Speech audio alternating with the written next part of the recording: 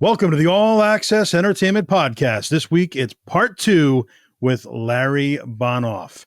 And happy Thanksgiving to everybody tuning in today. Appreciate you taking the time out of your busy week, and very happy that you're here with us because it's part 2 of Larry Bonoff, equally as good as part 1, but maybe even a little bit better. The stories continue, an in-depth look at the Warwick Musical Theater, the tent, which was an icon here in the New England scene for many events for many, many years. And we're also going to speak to Larry about his time with the World Wrestling Federation. So let's take you right now to part 2 with Larry Bonoff here on this Thanksgiving Day.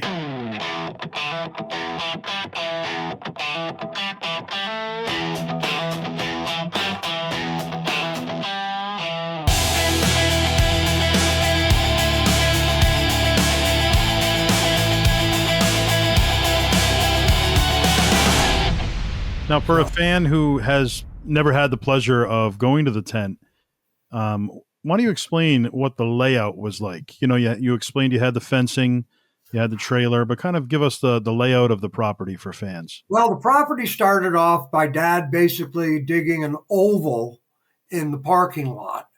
And once they dug the oval, they laid the cement down and they put up 2 huge tent poles, one on each end of the stage.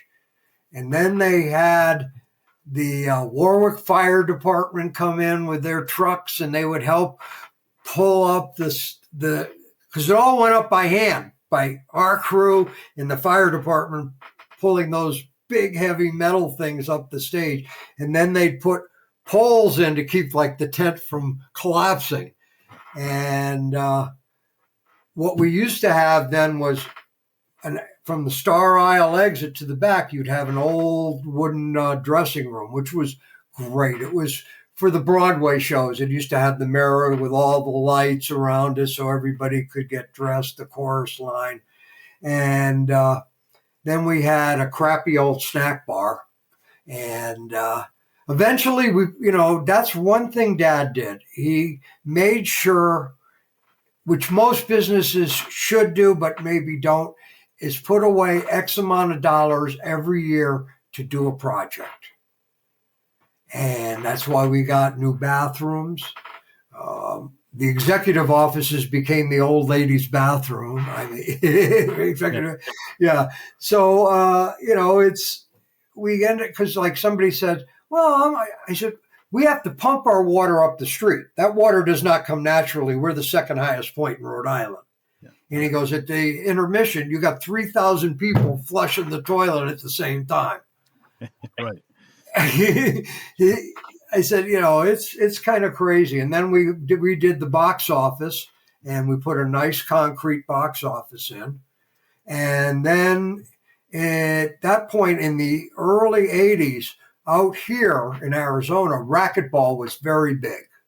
So we built a racquetball country club on the property. They're called Celebrity Courts. And that did okay for a while. And then City of Warwick raised the taxes. This is the kind of person my dad was. They raised the taxes. And if you can remember back then, Kent County Courthouse had very bad air. They had all kinds of air problems. So Dad said, I'll give all the people that work at Kent County Courthouse, free membership to the healthcare facility. They can use everything. They can do everything. Just delay my taxes or what? And Mayor goes, nope. Dad went, okay. Took a paid in full $1 million country club building and bulldozed it. He says, if you won't give me a break, then you're not getting a penny. Wow. He sued Bob Hope. My dad's the only one I know who sued Bob Hope. Bob Hope was supposed to come for a week. And he got a call that Bob Hope had a call from the military. They want him to come over and do a USO, so he's canceling the show. And so Dad goes, you're not canceling the show on me. So Dad and Mickey Rudin, who was Frank Sinatra's manager, he called Rubin and he here's what's happening. I need somebody. I want to sue Bob Hope. So we got Frank's lawyer. Oh, yeah. Sue Bob Hope. Basically, Bob Hope had to make a deal that he'll come back and make it up the next year, and we'll drop the lawsuit. And he came through? And he came through. And it's just business. And I'm like, I took it personal. And for years, he was sending me Christmas cards every year. Thank you, with love, Bob Hope, and it's like, it's just business. He says, I have this for the USO. That's my image. And I'm not playing the theater in Rhode Island is not any big deal to me. Yeah. And Dad goes, well, I only have 10 shows for the summer. They're all a week long. So losing 10% of my shows when I know that one was a winner. Right. Well, but, like Dad he'd stand up where I'd kind of more or less just take it. Just a nature of the beast. Yeah. He was a good man. He was a real good man. I mean, a lot of people out here knew him because of the Phoenix Theater, or I'd show them a picture. I had the Highwaymen, and I had myself in it with my wife at that time and the contest winners. And one of the guys goes, oh, I know them. Oh, my God. I said, they still alive? He goes, no, they've been dead 25 years now. So, I mean, it's nice to be known as just Larry Bonoff out here versus Warwick Musical Theater Larry Bonoff, which I was always known as back there. And not an insult, but I really had that as my introduction. And we're out here, I'm finally able just to enjoy life and be me. Right. Now, I wear funny color clothes and stuff like that. So, like somebody said, I said, I'm in my second childhood. Leave me alone. Yeah. So, what else you got going? Well, what went into putting in your final season of the Warwick Musical Theater, 1999? Correct. What went into putting that together, and who did you choose and why? Very good question. Very good question. It was probably the easiest theater season I ever had to book. And I wish I could play a thing right now from Vince Gill, because we called Vince, and I said, Vince, this is going to be our last year. I said, Dad wants you to close the theater. He wants you to be the last person ever on the stage. And Vince, I said, Vinny, are you booked that day? And he goes, I don't care if we are or not. He gave me the opportunity to be the last one with all the people he's done over all the years. He says, you got it. I just call the office and tell them, route me around Warwick. And I'm like, wow. And if you look at that last year, a lot of them were friends. How could I not have you back on my last year? And I stayed for every show that year. I think that was the only season I stayed for every show every night. And I started missing it before it was over. I thought I was ready because it had gotten so hard to book. I mean, like Chicago, I considered Chicago my friends. The horn players, their father knew my father, and was a horn player in a union band. And so they and I got along great. And so they were playing for me. And it started off at $30,000 for the show and went to eventually 60. And they told me, they said, we can't play for you anymore after this year. I went, why not? I said, I kind of know, but why not? He goes, you pay us $60,000 every 2 years. He says, Foxwood offered us $60,000 twice a year. He goes, I just can't do it anymore. And I go, thank you for what you did. What else can I say? And then you had the, what's that arena up 95, that a big outdoor amphitheater.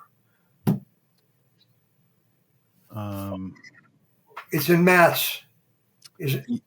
Yeah, I know what you're talking about. It's had a few different names over the years. Yeah. Okay. Great. Well, like they took away from me. They did Chicago and the Beach Boys one year together. That's two of my big winners. So what happens is as I did to some smaller businesses that would just have a concert of, a Three Dog Night or something like that, I would put the Happy Together tour, those guys and four other lead singers from those groups. Gary Puckett, where they'd have only one band on stage and they knew how to do all the hits for those 4 or 5 guys. Like Mitch Ryder would come out, not Detroit Wheels. So I did that to them. So I really couldn't get mad when they did the same thing to me. Take my best shows and put them together. Right.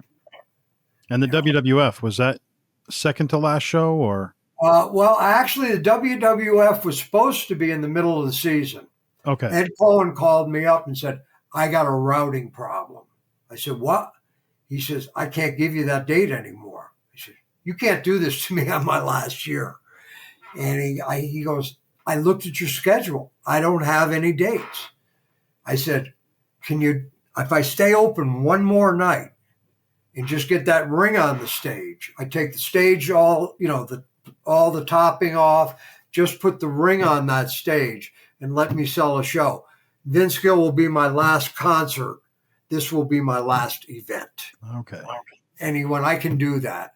So the irony is of the great things Dad did, brings Broadway to Rhode Island and all that.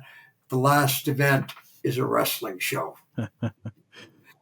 Yeah, it was ironically funny. I got to be the Thrashers manager that night. I was there. Were you there? Yeah. Oh, yeah. Yeah, and I got to slop bucket somebody. I can't remember who it was, some radio guy. Oh, yeah, Alfredo. Yeah. That was, but, Hog and Piggy, they were so good, and Thrashers were good. I got carried away at one point. I started choking one time. Got off the stage after the thing. He goes, you went a little hard on that chokehold. I said, yeah, I did. I didn't mean to. The headbangers. Yeah. But it's great memories. I'm happy I have them. And, I've shown some stuff to different friends and wow, you met all those people. And I'm like, I read one day, I sat and I just read the names, like Smokey Robinson, Vince Gill. At that speed, it took me 15 minutes to get through everybody. Wow. I'm sitting there going, holy cow. So I ended up putting a big slideshow together and things like that. So we showed it at the Warwick Museum because I did all the T-shirts and things down there. I don't know if you got there that week. No.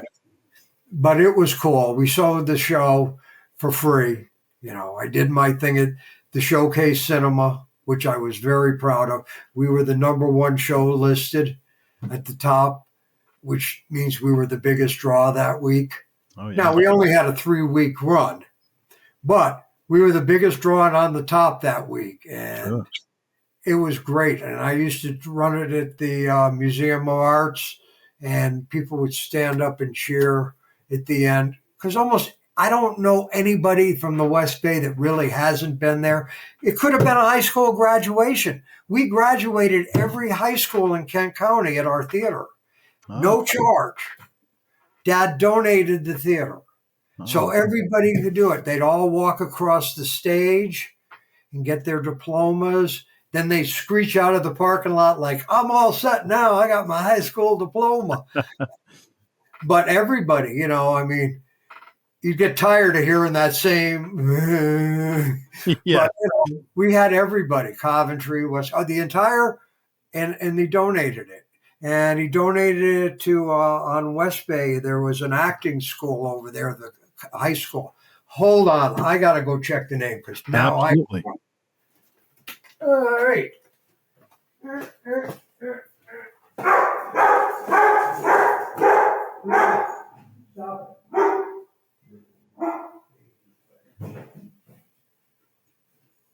Okay, I'm a coming.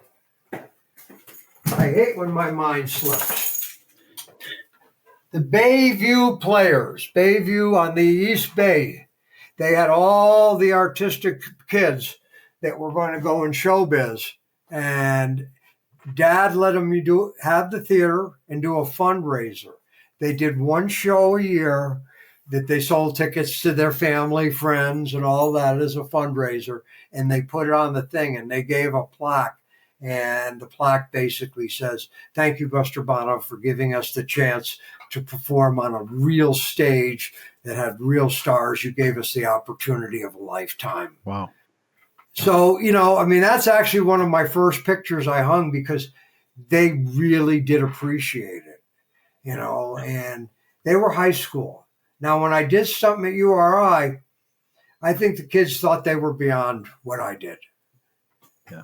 Yeah. And they did good plays and they had good stuff.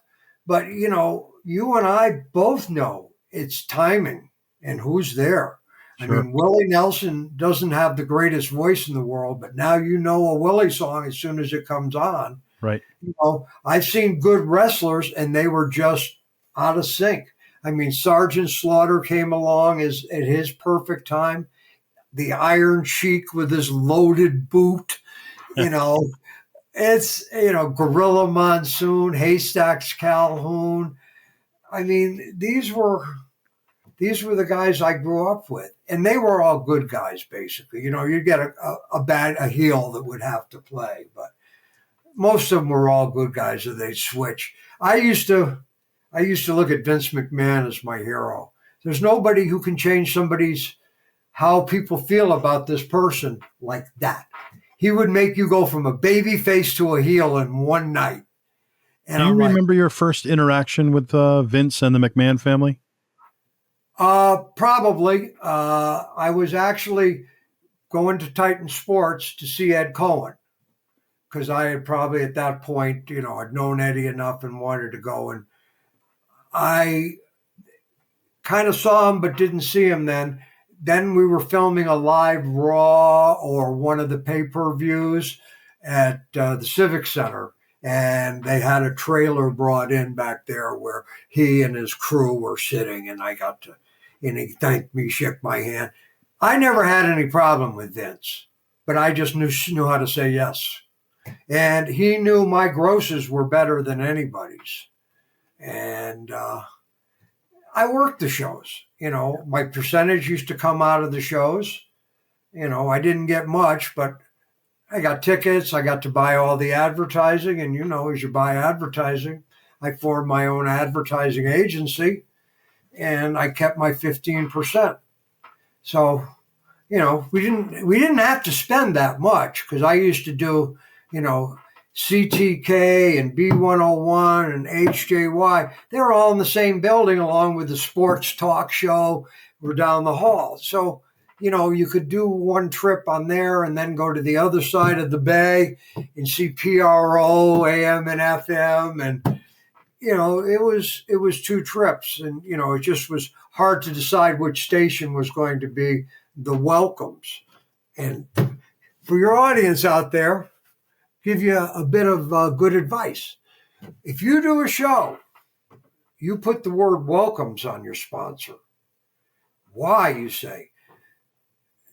Presented by HJY means they have financial responsibility. They can be sued. Welcomes does not mean financial responsibility. I can go, Joe Bruen welcomes the wrestling show. But if I put Joe Bruen presents and somebody gets hurt and they sue, you're now added to that lawsuit.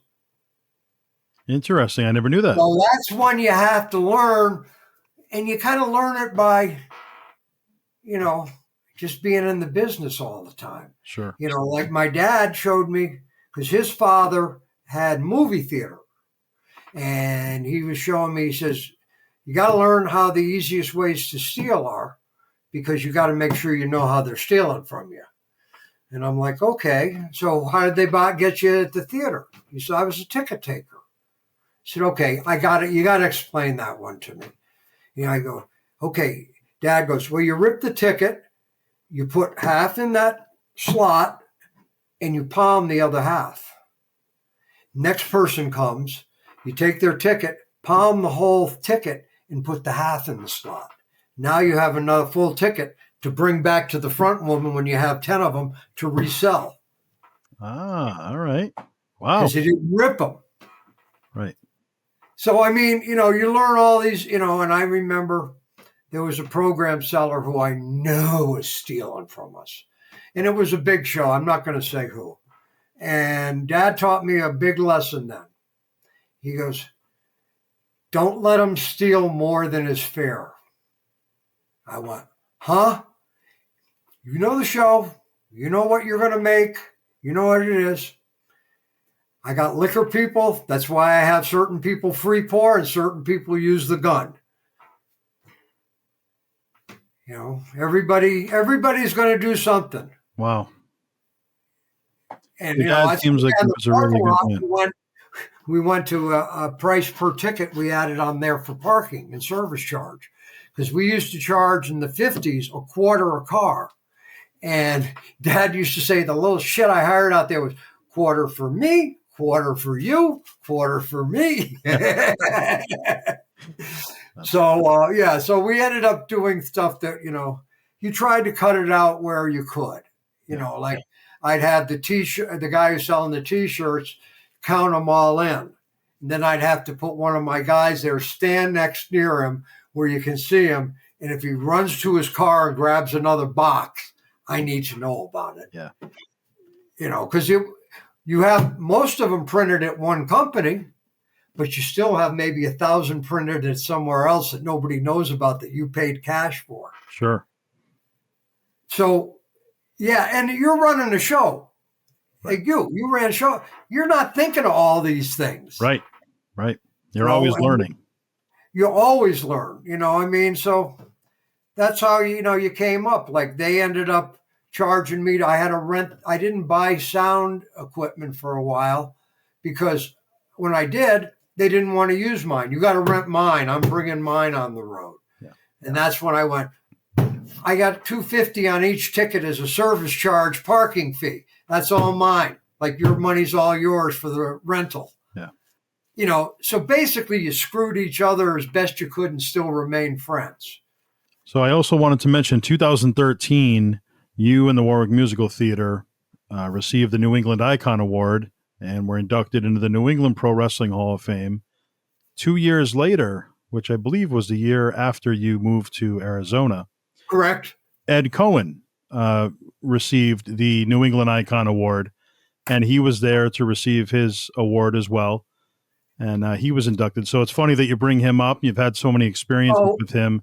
You both received the same award. Ed was such a great promoter. He was such a great booker, and he was fair.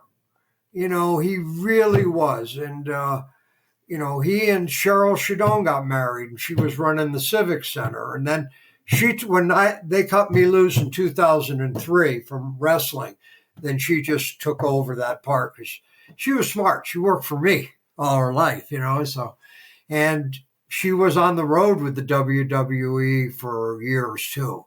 She did the Australian tour and stuff. She was really well organized and she was good. I'm happy she got to do it. She and Ed got married, and unfortunately he eventually died of cancer. Yeah. But I remember going to his 50th birthday. Yeah, he was a great guy. And, Joe, that's great. Thank you, and thank the Hall of Fame people for doing that. Out of curiosity, you still got that big thing framed that I gave you with all the wrestlers? Absolutely, with Mabel and Bam Bam right on there. Yeah. Oh yes. Yeah. Yep. Yeah. All up on display. That was great. Yeah, I knew I was moving to a smaller house out in Arizona, and my old one had become kind of a museum. Yeah. And I just have no room. I mean, I still have really limited wall space, but I cherish those pieces. The jacket and. Oh yeah, I was really happy you wanted them and took them because they meant so much to me. But I knew wrestling was no longer a part of my life, and I knew it still was. You were the segue from me to your generation. You did the Hall of Fame. You did other things. You didn't own your own theater, so you didn't do shows. Sure. But outside, you had few to rent and you do stuff, and you did good, man. You did really good, and it was my pleasure to be here today. And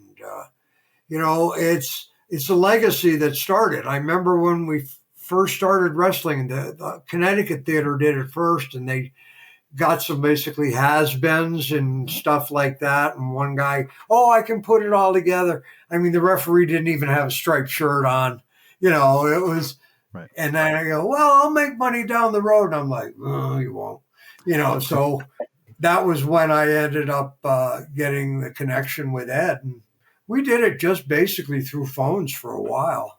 Yeah. And he was always good to me. And he'd say, what do you want to do? Did you want to do any other ones up in the Northeast? And, depending on who was running the theater at that time would depend on whether they decided to do it or not, because I would just sell it to them. So. And how do you want your name and the Bonoff family name, the Warwick Musical Theater, how do you want it remembered? What do you want your legacy to be? Well, wow. You know what? I thought of that, and then I've kind of given up on it. Actually, at the URI is pretty good because they have my digital museum. And I created a Bonoff Foundation out there. And once I put enough money into it, it will be there forever. And every year they'll give it out. And, you remember him back from the 1900s? I'm born between World War II and the Korean War. Okay. Right. Most people, will just remember. And the Bonoff name will go on. I originally wanted to do a bust of my father, and that ended up not working out because behind the actual theater now is Bonoff Park, which we donated to the city to get the land rezoned to put Lowe's up. Ah, okay. It's like everything in Rhode Island is nothing happens for nothing. And I was very proud of it, and I still am, but the city is not going to do anything with it. I had hoped they would because it's part of 3 zone partials that have been donated or over the course of time. And it's a nice little area back there. I used to go and sit, and once we donated it, and there was a little pond back there. But I think the theater's legacy is the legacy. People will remember having graduated school there, going to a children's show there, seeing the legacies of Peter, Paul, and Mary from the hippie days on through the point where you bring your grandchildren now to them. And Broadway really was producing no more musicals. There's no more Rodgers and Hammerstein coming off. And the ones that come off Broadway are fine now. I don't get it. Yeah. It's not enjoyable for me. I do enjoy like the Blue Man Group and stuff like that. That's more of an event, but I've seen it. And once you've seen it, you've seen it, So that's a nice question you asked. It really is. I think really with what my father did is just the Bonoff Foundation, and we're just going to keep it going. And hopefully there'll be older people that remember like when they donated the theater and I graduated there, and now you bring your grandkid up to Lowe's and go, I walked across the stage inside of here, or somebody has a picture from way back then. I think the memories I get, like when I used to do phone calls on radio stations, I would get stories and stories. I got time. I'll give you one more quick one, okay? I got one story. I was doing WPRO one day, and I'm taking nice phone calls of people reminding me of stories. And I got one guy on the phone, and he goes, I got a story I want to tell you. I said, well, I got to take a break right now. And he goes, well, after I come back, you guys don't know the real Larry Bonoff. He goes, I know him, and I'm going to tell you the real story. So I said, okay, we're going to break now. And now I'm like dying because who is this guy and what does he know? Right. And so we come back on a break, and I bring him back on. I said, he goes, yeah, you don't remember me, do you? I said, no, I really don't. And he goes, you remember when so-and-so got in a bad motorcycle accident and you used to go visit him all the time at the hospital? I said, yeah. He goes, I'm the one that was in the next bed. And I go, oh, yeah, I do remember you. I do remember you. He says, I got to tell you a story. I said, okay. He says, I went as your guest to see Willie Nelson at the theater, who was my favorite. And I said, I remember giving you a couple of tickets for that. He says, yup. And he says, you got me backstage and I got to meet Willie. And I told him I'd gotten in a bad accident and I'm never going to be able to walk again. And Willie took me over aside and said, son, you're going to walk. I can see it. You're going to walk. And he goes, 2 years later, I was in therapy and I started walking. Wow. And he goes, I wouldn't have been able to walk if I hadn't met you and you took me backstage and gave me those tickets. Willie enabled me to walk. And I'm like, holy shit. And that's sometimes when you do the backstage things, you don't realize what they mean to certain people. Yeah. You know, like I had one person who was actually a golfing buddy and his father was dying. And he goes, he loved Jerry Vale. He says, could you get Jerry Vale to call my father and say, you know, thanks for listening and goodbye and all that? And he did. And he goes, and he's crying. He goes, you made my father so happy. He says, this meant so much to him. And, you know, Jerry was playing golf with me that day. You know, it wasn't hard. For a lot of these people, it's not hard for them to make a long-lasting impact. I mean, I still meet people from the old theater here, you know, said, oh, you got me back, you did this. And, you know, it doesn't mean as much out here, which is good because we rented this building. We didn't own it. Yeah. And then we rented the Symphony Hall, and then we rented the Sun Dome in Sun City. So we did, you know, more like things. We weren't a full-time promoter out here. We'd get choice of weekends, January, February, and March. And then Doug Clark, who I mentioned earlier, was the rock and roll promoter. He would fix the others with the Billy Joels, the Dennis Bromberg, Janice Ians, and all those people that, you know, John Hyatt. These were all ecliptical type people that would play back then. And you'd get to see them at the theater in the round. You know, Jerry Riopelle would play New Year's Eve. He's since died. And, you know, but it was great. So he would work his shows, I'd work mine, and Dad would sit in his office and help out if I needed it. You know, most cases I didn't. You know, once I got there, you know, I knew what the situation was. He goes, "You're not staying?" I said, "Nope, I got everything done I got to do. I'm going to the pool hall," and I put a phone line put in the pool hall for me, and it was right down on Route 2. And I said, I'm just waiting for calls. At 1 o'clock, 10 o'clock in the morning, I would get calls from the East Coast. About noon, I'd get calls from the Midwest because they'd be calling before they go to the lunch. And then in the early afternoon, I'd get the West Coast calls when they just got back. So I said, Dad, it doesn't make sense. I just put a phone in there. I do everything by phone. And if I have to go, I go. Now we have fax machines, you know, I mean, That was like the greatest thing. I didn't have to overnight something, but you know, it's, I think basically we covered a lot of things. The legacy is very cool. I don't know, you know, I think I've made enough impressions on enough people where my term as the Warwick Musical Theater after Dad's just segued nicely. You know, I really didn't make any really bad decisions. I didn't make all the best, but we made money. And, you know, I talked to the board of directors, and it was a good talk. The last year was great. I wish every year, you know, and I see all the businesses in Rhode Island, the mom and pops, when I was still there in the early 2000s, they were going out of business. And everyone would say, God, if business was only like today, I would not be going out of business. Right. You know, everybody goes on that last day to get a piece of something to remember, especially in Rhode Island, you know, because they'll point to the mountain and go, that's where the tent used to be.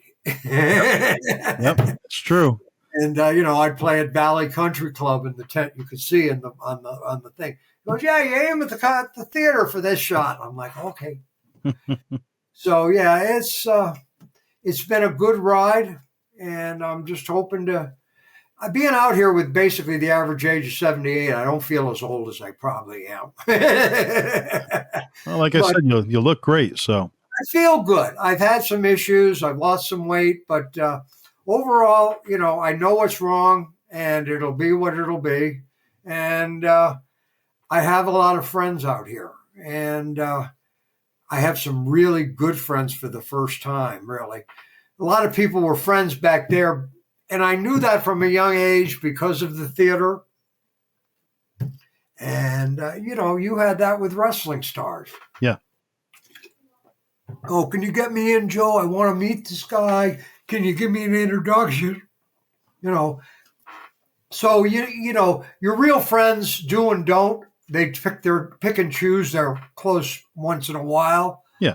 But you get others that just like, I got to get out of here. I know who that is. Right. Oh, yeah. No, I've been there as well. So, yeah. Do you have anything else you want to ask? Well, Howard Finkel. Any memories of Howard? Howard, yes. I loved Howard. I remember I was calling Ed Cohen one day, and he goes, you'll never guess who I got in the room. And I go, oh, he goes, the Fink. And the Fink was there, and the day I got inducted. And I don't know if you heard his speech to introduce me, but when I got there and saw him, I just gave him a big hug, and it's so great to see you. And he would say, that's what I get when I see you. He says, I see, and he said that in the introduction speech. He says, I see somebody who is more happy seeing me than he is being here. And he goes, you were my friend. And, the Fink was special. He was at Ed Cohen's 50th birthday in Rhode Island, the one I was at. And, Ed had brought some special people from Titan who'd come down, Timmy and things, the ones that we've known each other forever. I mean, I've known you since 83 is when I started working with him. So, and you said you were also close with the Golden Boy, Arnold Scaldin. Oh, Arnold, yeah. Well, he was my hero growing up. I mean, when you get to meet him, it's like, I'll give you another quick example of hero. My friend next door, next in the theater in Connecticut, Ben Siegel, his son was Bennett. And his hero was James Gardner. So he went and had lunch with his dad, took him to have lunch with James Gardner. And I said, oh, how's everything? He goes, I'm crushed. I said, what? He goes, on the show, the rocks are all paper mache, he told me. I'm like, yeah, you get that reality check every once in a while. So, yeah, but Arnold was great. I mean, he was the nicest man. And little. He was little. And he would go in and I'd bring him a cigar each time and he'd do the things and then he'd pay the guys there a little bit of, here's your daytime money, and this and that. And I say, well, who's down there? And I said, can I go down? She said, sure, you go ahead. And once I got Arnold's okay and Chief Jay's okay, nobody said anything. But as I've grown older, I realized probably wasn't supposed to go in that locker room. Any interactions with Chief Jay over the years? Any memories? I really liked him. I'll give you a quick one. Okay. And this is actually a ha-ha one. We had an 18-foot round circular stage that revolved, correct? Yep. Correct. WWF, when Chief Jay was there the first time, they sent him a 16-foot stage ring, a 16-foot ring. Yep. You ever try to put a square in an oval? Okay. So now I got the edge of my legs, the square, like this far from the edge of the stage. Ooh. But they're in there. My headline match is Big John Studd against Andre the Giant. So Andre flips Big John into the ring, into the ropes. You see the stage move this far. Chief and I are like, oh, and we get Andre's eye and we go back the other way. So then he takes Stud and throw him the other way and the thing would move back into place. So all night, because I wasn't going to put a nail in my stage and go through the holes in the thing. But I mean, it was moving. And after that, we got the 14-foot ring from Yeah. that on. But yeah, that was, Chief and I were like sitting there, we're scared to death. Oh my Because, God. if that thing goes, I mean, it's gone. And how was Andre the Now you Giant? got to reset up the ring and everybody sees everything. Right. And, I don't want people standing at the end of the thing holding the ring. But yeah, I mean, the Chief and I on that night, but he was a wonderful man. And, he has as much Indiana as I do, and the one does up in Massachusetts, Pocahontas. Oh, yeah. But, yeah. And how Chief was about Andre the Giant? Andre was the nicest man I could have ever imagined. I'll give you a quick Andre story. I don't know if I've told you this one personally. So I gave Andre the back dressing room because to me, he was an ultimate legend. So I went back and did my hellos, and we sat and talked like you and I are doing. And I said, you're going on the headline match. Do you want anything to drink before you go on? He goes, I really like a glass of wine. I said, bar's right on the other side of this wall. Let me go get you one. So I go get it. Realize at that point, the Pixie cups are about this big that they do wine in. And so I bring it in and I go, here's your glass of wine. He starts laughing. He goes, that's not a glass. Now he puts it in his hand, which at one point covered my whole head and face. Right. And then he hands me a pitcher, dumps the water out in hand. This is a glass. So I go next door, fill up a pitcher with wine. And then Andre just sat and drank the whole pitcher of wine and got ready and went and wrestled. Wow. But he was such a nice man. I regret not having asked him for a picture. Just, I was kind of in awe. I mean, he really was. I never got to meet Hulk, but I got to meet most of them. Hulk was saved for the TV events and the pay-per-views. So, yeah. What time we got? Oh, it's a little after 2. Yeah. This has been a fun hour. Thank you. It sure has. And in closing, what message do you have to the fans of the Warwick Musical Theater, the patrons from all those years? Any particular message? Yeah, I used to find people and they go, "Oh, I went to the tent." And I would see a smile on their face and I said, "Who did you see? Did you leave there happy?" And we would talk about it.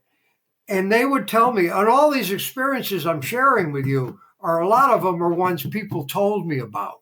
Yeah. I mean, I had a lot of them, but they had, oh, my mother this, my dad that, I had so many people that couldn't see and hear well. Right. But they would, everyone, I said, were you here during the canvas chair years? And then they go, no. And that was the only mistake my dad ever made was he got chairs that were great for sitting, but once we put them in the theater, it was on an angle and your legs would hang. Oh, right.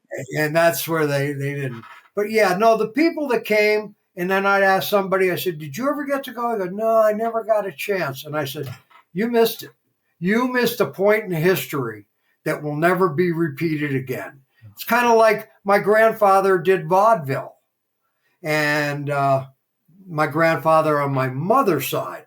And I would say, hey, Poppy, I said, where would you do? He'd say, we do the entire United States. We'd go from Worcester to Hartford to New Haven to Springfield and then on to New York City as far west as Pennsylvania.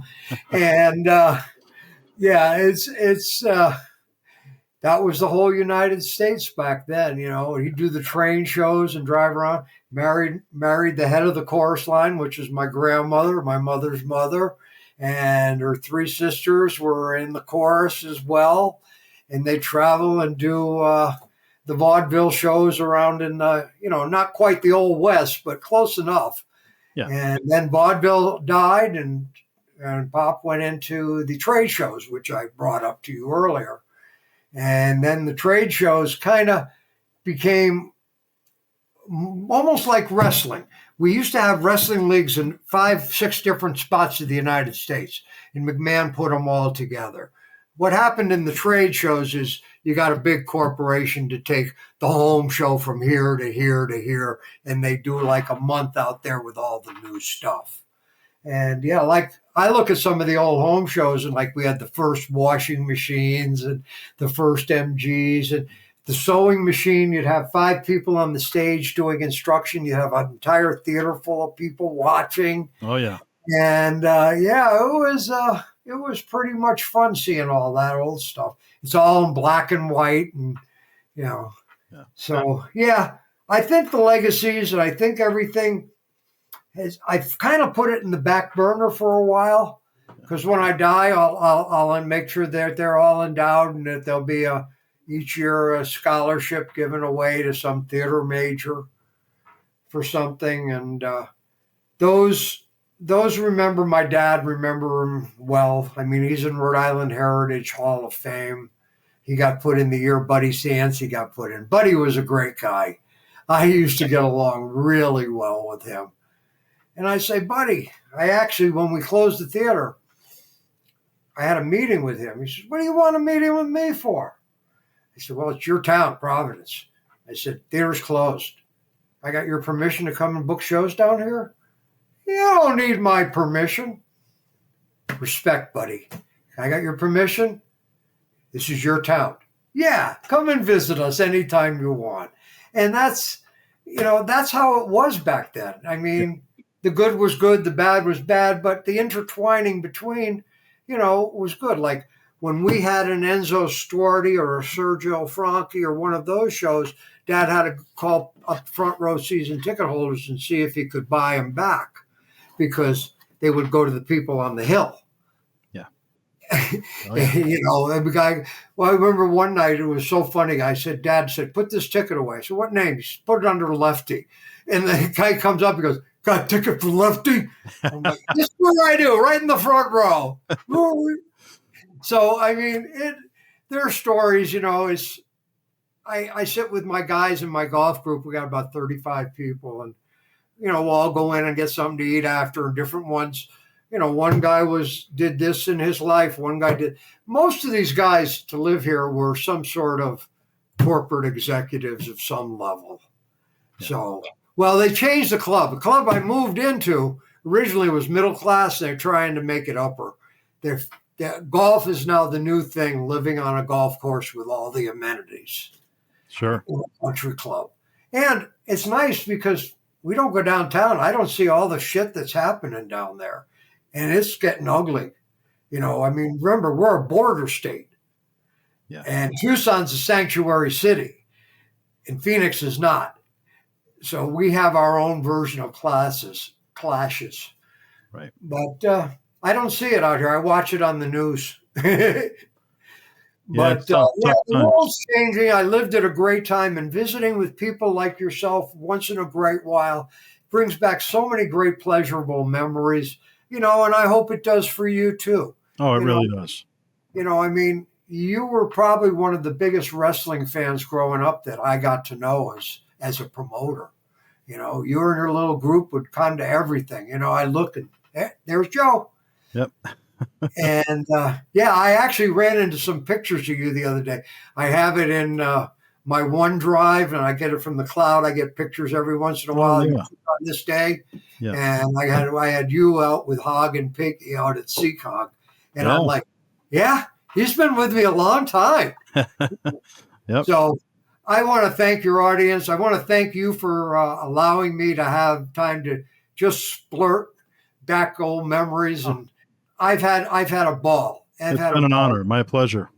And your honor gave me was putting in the Hall of Fame, the New England Pro Wrestling. I mean, I get people come over to my house and they look at different things and they're like, "You're in the Pro Wrestling Hall of Fame?" I said, "Sure am." And they look at a picture back then when I was bigger, wearing the Rock shirt. Oh yeah. My face looked like yours, and yeah. Oh, you were a big boy back then. Well, I was standing next to the Fink. He was not that big either, Right. So I look big, it's like you look bigger than you are. That's why, like, sometimes when you see people backstage, you're like, holy shit. Yeah. When they got to duck their head to get through doorways. Right. I'm like, wow, you really are the big show. Yeah, exactly. Well, it was our pleasure to have you, Larry, and always good to see you. Glad you're doing well, and thank you for taking the time today. Really appreciate it. Well, thank you very much for having me. As I say, this was really much more fun than I thought I would have. And I remembered stuff better than I thought I would too. Oh, it was So, great. Some great memories. yeah, this has been great. And hey, a year or two, give me another call. We'll see what kind of shape I'm in. And I'd love to come back and visit. Oh, absolutely. Absolutely, Larry. God bless you. so much. Thank you very much. Thank you. Have a good show.